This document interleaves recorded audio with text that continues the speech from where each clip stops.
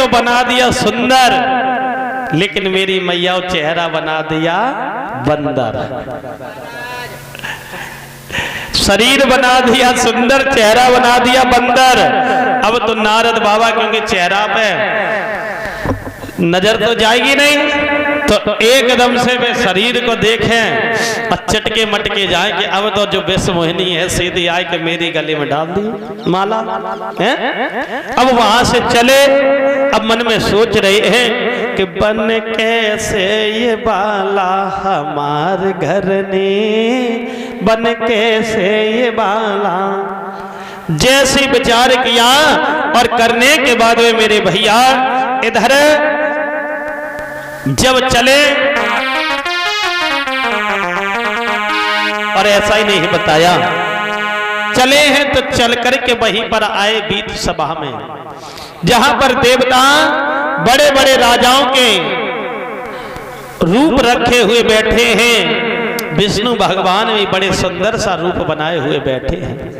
अब नारद जी सामने पहुंचे, भोले बाबा के वहीं पर मेरी मैया और दो गढ़ और थे, गढ़ घूम रहे थे। उन्होंने कहा नारद जी आज बड़े खुश नजर दे रहे हो और तुम बड़े सुंदर भी दिख रहे हो।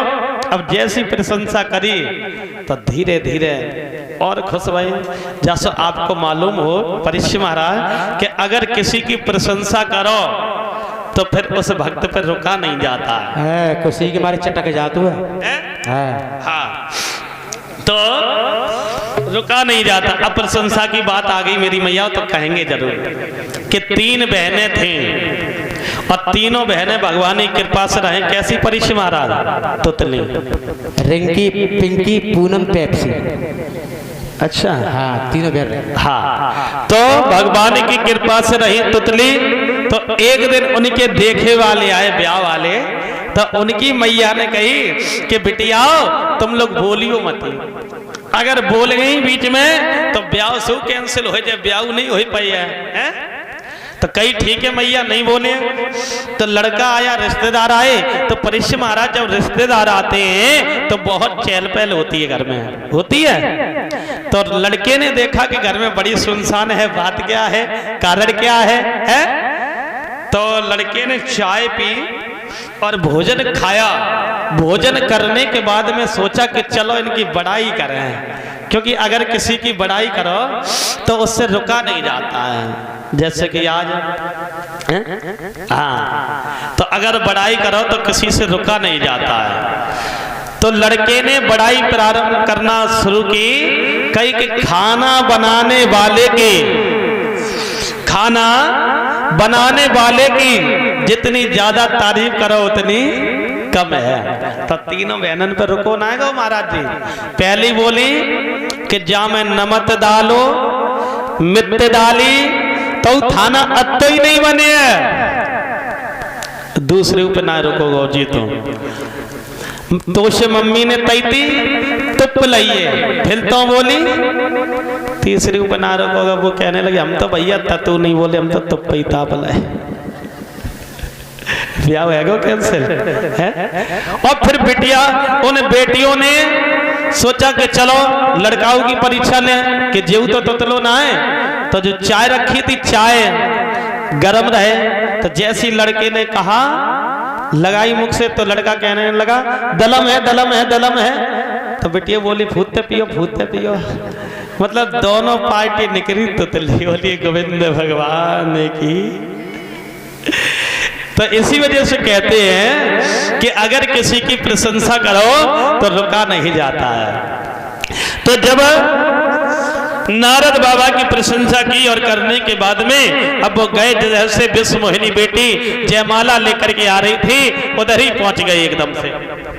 और जैसे पहुंचे तो पहुंच करके जैसी विश्व मोहिनी ने देखा, एक बार तो नजर डाली और दूसरी बार में चितायु ना, दूसरे तरफ चली गई जहां पर देवताओं के रूप में भगवान बैठे हैं, राजाओं के रूप में। दूसरे तरफ लेके गई, फिर नारद बाबा सामने पहुंच गए। अब बताओ शरीर है सुंदर लेकिन चेहरा तो है बंदर है। अब नारद बाबा सोचने लगे कि शायद इसने मुझे देख नहीं पाया। जब तीसरे तरफ गए फिर पहुंचे तो जाकर के जहां पर भगवान विष्णु एक राजा का रूप बनाए हुए बैठे थे, जाकर के जयमाला डाल दी। बोलिए विष्णु भगवान की, बोलिए गोविंद भगवान की। आज जैसी जयमाला डाली तो नारद बाबा को एकदम क्रोध आ गया। वाह जी वाह, ये लड़की बिल्कुल मूर्ख है, इसे सुंदरता की पता नहीं है कि कौन सुंदर है, किसके गले में जयमाला डालनी चाहिए।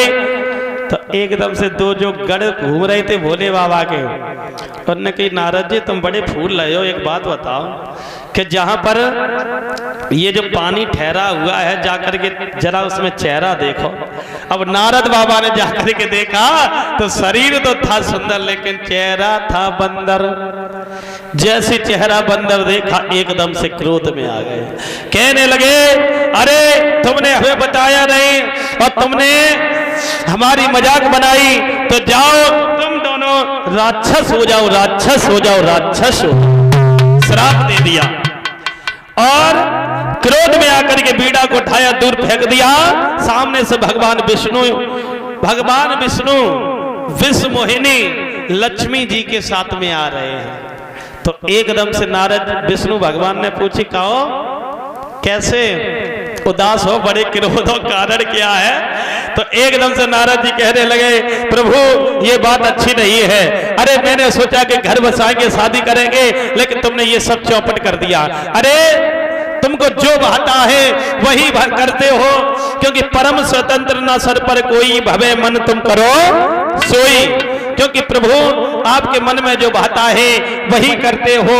अरे समुद्र में से अमृत निकला लेकर के भाग गए, विष को देवताओं को पिला दिया और अमृत देवताओं को दिया, तुम बड़े चालाक हो।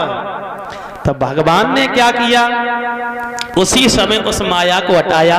परीक्षित महाराज, ना तो वहां पर कोई विष मोहिनी है और ना ही कोई राजा है, ना ही कोई वो राज्य है। एकदम से जो नारद जी थे उनका घमंड चूर किया वहां पर। कहा क्योंकि यहां पर नारद बाबा ने विष्णु भगवान को श्राप दे दिया था कि जिस बेटी के पीछे, लड़की के पीछे हम पागल घूम रहे थे, इसी लड़की के पीछे तुमको इस भूतल पर आना पड़ेगा। और जो दो राक्षस हैं ये दोनों तुम्हारी सहायता करेंगे। और जब भगवान ने माया को हटाया तो देखा नारद जी ने ना नगर है, ना विष्णु मोहिनी है, ना ही कोई है।